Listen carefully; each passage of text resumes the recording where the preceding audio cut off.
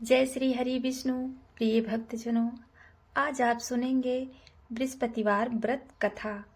कहते हैं जो भक्त इस कथा को पूरा सुनते हैं उसकी सभी मनोकामनाएं पूर्ण होती हैं।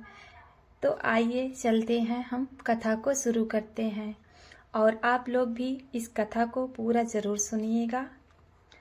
भारतवर्ष में एक प्रतापी और दानी राजा राज्य करता था। वह नित्य गरीबों और ब्राह्मणों की सहायता करता था। यह बात उसकी रानी को अच्छी नहीं लगती थी। वह ही गरीबों को दान देती और ना ही भगवान का पूजन करती थी और राजा को भी दान देने से मना करती थी। एक दिन राजा शिकार खेलने के लिए वन को गए हुए थे तो रानी महल में अकेली थी। उसी समय साधु वेश में राजा के महल में भिक्षा लेने के लिए गए और उन्होंने भिक्षा मांगी तो रानी भिक्षा देने से इनकार कर दिया और कहा, हे साधु महाराज, मैं तो दान पुण्य से तंग आ गई हूँ। मेरे पति सारा धन लुटाते रहते हैं। मेरी इच्छा है कि हमारा सारा धन नष्ट हो जाए और फिर ना रहेगा बांस ना बाजेगी बांसुरी। तब साधु ने कहा, हे देवी, तुम तो बड़ी विचित्र हो। धन संतान तो सभी चाहते हैं। पुत्र और लक्ष्मी पापी के घर भी होने चाहिए। यदि तुम्हारे पास धन है तो भूखे को भोजन दो, प्यासे को पानी दो और मुसाफिरों के लिए धर्मशालाएं बनवाओ। जो निर्धन अपनी कन्याओं का विवाह नहीं कर सकते उनका विवाह करा दो। ऐसे कई काम हैं जिनके करने से तुम्हारा यश लोक परलोक में फैला रहेगा। परंतु रानी पर उपदेश का कोई प्रभाव ना पड़ा। वह बोली, हे महाराज, आप मुझे कुछ न कुछ समझाइए। मैं ऐसा धन नहीं चाहती जो हर जगह बांटती फिरूं। तो साधु ने उत्तर दिया, ठीक है, तुम ऐसा करना कि बृहस्पतिवार को घर लीपकर पीली मिट्टी से अपना सिर धोकर स्नान करना, भट्टी चढ़ाकर कपड़े धोना। ऐसा करने से आपका सारा धन नष्ट हो जाएगा। इतना कहकर साधु महाराज वहां से चले गए। साधु के अनुसार कही गई बातों को पूरा करते हुए रानी को केवल 3 ही बृहस्पतिवार बीते हुए थे कि उसी समय धन संपत्ति नष्ट हो गई। भोजन के लिए राजा का परिवार तरसने लगा। तब एक दिन राजा ने रानी से बोले, हे रानी, तुम यही रहो, मैं दूसरे देश को जाता हूँ, क्योंकि यहाँ पर सभी लोग मुझे जानते हैं, इसलिए मैं कोई छोटा कार्य नहीं कर सकता। ऐसा कहकर राजा परदेश चले गए। वहाँ राजा जंगल से लकड़ी काट कर लाते और शहर में बेचते। इस तरह वह अपना जीवन व्यतीत करने लगे। इधर राजा के परदेश जाते ही रानी और दासी दुखी रहने लगी। एक दिन जब रानी और दासी को 7 दिन तक बिना भोजन के रहना पड़ा तो राजा ने अपनी दासी से कहा, हे दासी, पास के ही नगर में। तो रानी ने अपनी दासी से कहा कि हे दासी, पास के ही नगर में मेरी बहन रहती है। वह बड़ी धनवान है। तू उसके पास जा और कुछ ले आ ताकि थोड़ी बहुत गुजर बसर हो सके। दासी रानी के बहन के पास गई।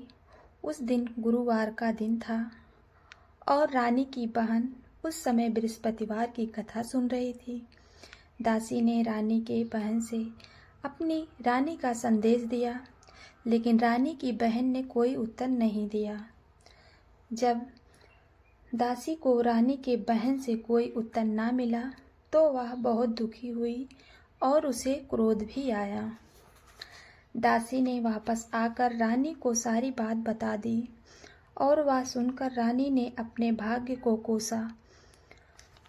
उधर रानी की बहन ने सोचा कि मेरी बहन की दासी आई थी, परंतु मैंने उससे नहीं बोली, इससे वह बहुत दुखी हुई होगी। कथा सुनकर और पूजा समाप्त करके वह अपने बहन के घर आई और कहने लगी, हे बहन, मैं बृहस्पतिवार का व्रत कर रही थी, तब तक ना ही उठते हैं और ना ही बोलते हैं। कथा जब तक ना हो जाए तब तक कुछ भी नहीं करते हैं, इसलिए मैं नहीं बोली। कहो दासी क्यों गई थी?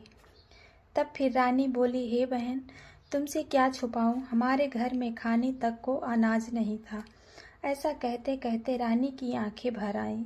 उसने दासी समेत पिछले 7 दिनों तक भूखे रहने की बात पूरे विस्तार से बताई।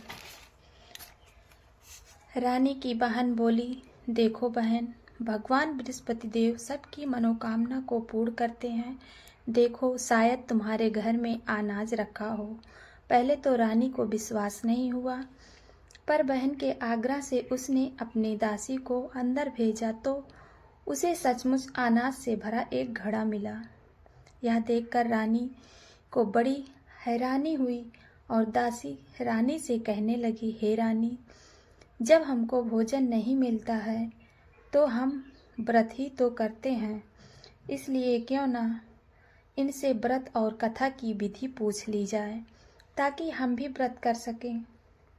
तब रानी ने अपने बहन से बृहस्पतिवार व्रत के बारे में पूछा। तब उसकी बहन ने बताया, बृहस्पतिवार के व्रत में चने की दाल और मुनक्का से विष्णु भगवान का केले की जड़ में पूजा करें तथा दीपक जलाएं, व्रत कथा सुने और पीला भोजन ही करें।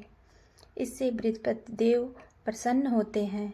व्रत और पूजन विधि बताकर रानी की बहन अपने घर लौट आई। 7 दिन के बाद जब गुरुवार आया तो रानी और दासी मिलकर व्रत रखा। गुड़साल में जाकर चना और गुड़ लेकर आई, फिर उससे केले की जड़ तथा भगवान विष्णु का पूजन किया। अब पीला भोजन कहाँ से आए, इस बात को लेकर दोनों दुखी थे, लेकिन उन्होंने तो व्रत रखा था, इसलिए बृहस्पति देव उनसे बहुत प्रसन्न थे। इसलिए वे एक साधारण व्यक्ति का रूप लेकर 2 थाली में सुंदर पीला भोजन लेकर दासी को दे गए। भोजन पाकर दासी बहुत ही प्रसन्न हुई और फिर दासी और रानी मिलकर भोजन ग्रहण किया। उसके बाद वे दोनों गुरुवार को व्रत और पूजा करने लगी। बृहस्पति भगवान की कृपा से उनके पास फिर से धन संपत्ति आ गई, परंतु रानी पहले की तरह फिर से आलस करने लगी। तब दासी बोली, देखो रानी,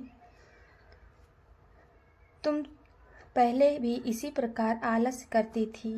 तुम्हें धन रखने में कष्ट होता था, इस कारण सभी धन नष्ट हो गया और अब भगवान की कृपा से धन मिला है तो अब तुम्हें फिर से आलस्य होता है। रानी को समझाते हुए दासी कहती है, बड़ी मुसीबतों के बाद हमने यह धन पाया है, इसलिए हमें दान पुण्य करना चाहिए, भूखे मनुष्य को भोजन कराना चाहिए और धन को शुभ कार्यों में खर्च करना चाहिए, जिससे तुम्हारे कुल का यश बढ़ेगा, स्वर्ग की प्राप्ति भी होगी और और मित्र भी प्रसन्न होंगे। दासी की बात मानकर रानी धन को शुभ कार्यों में खर्च करने लगी, जिससे पूरे नगर में उसका यश फैलने लगा। तो दोस्तों, आप लोग भी कथा को पूरा ज़रूर सुनिए और कमेंट में जय श्री हरि विष्णु ज़रूर लिखिएगा दोस्तों। तो यह कथा आप लोगों को कैसा लगा कमेंट में ज़रूर बताइएगा और अच्छा लगे तो एक लाइक ज़रूर कर दीजिएगा दोस्तों। जय श्री हरि विष्णु।